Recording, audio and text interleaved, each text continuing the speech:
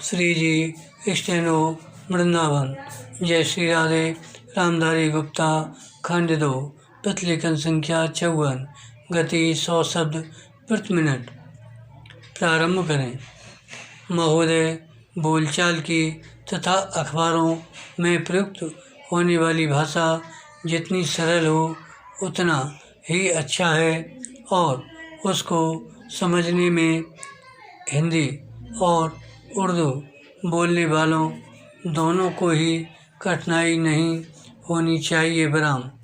वही भाषा ठीक चलेगी बराम।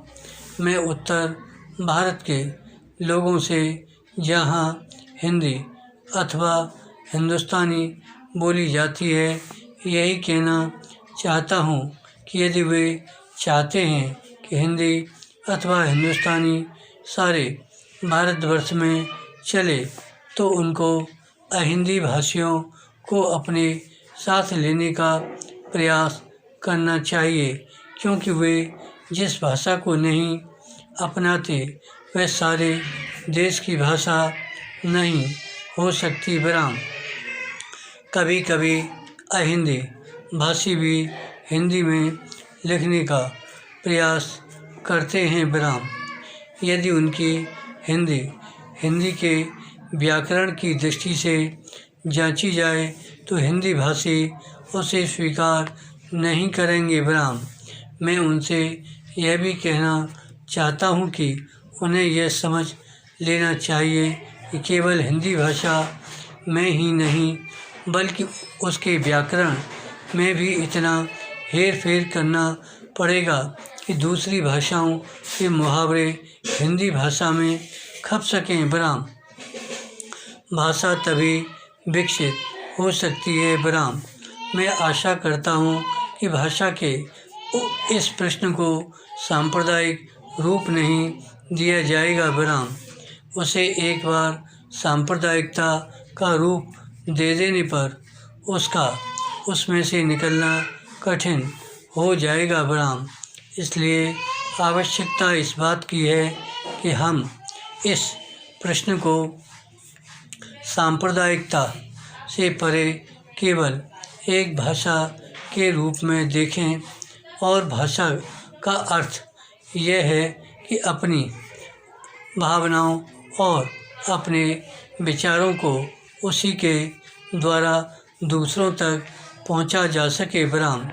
यदि राष्ट्रभाषा ऐसी भाषा बना दी गई जिसे कुछ ही लोग समझें तो हमारी समस्या हल नहीं हो सकती। हमें संकीर्ण विचारों से दूर रहना चाहिए बराम। भाषा के संबंध में विचार करते समय किसी एक राज्य की दृष्टि से नहीं बल्कि सारे देश की दृष्टि से विचार करना चाहिए और तभी भाषा को वह रूप प्राप्त होगा जिसका मैंने उल्लेख किया है बराम।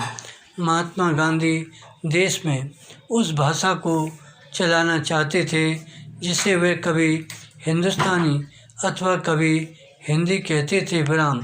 दोनों में कोई अंतर नहीं है बराम। यदि ऐसी भाषा को जिसे सभी लोग समझ सकें हम हिंदी कहें या हिंदुस्तानी, इसमें कोई अंतर नहीं बराम। मैं नहीं समझ पाता कि इसमें झगड़े की क्या बात है बराम। एक दूसरा झगड़ा लिपि के बारे में भी है बराम। हिंदुस्तानी, अरबी और नागरी दोनों लिपियों में लिखी जाती है बराम।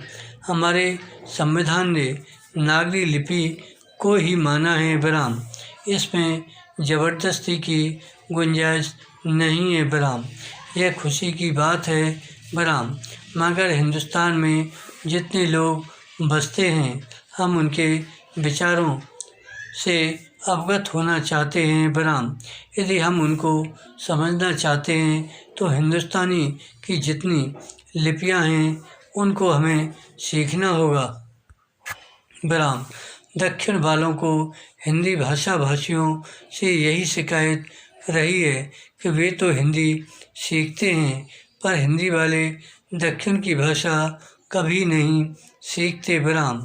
उसी प्रकार उर्दू के अक्षर हम जानें और उर्दू की किताबों से अपना परिचय रखें तो उनसे हमारा संबंध और अधिक घनिष्ठ हो सकता है। विराम। धन्यवाद। श्री हरदास।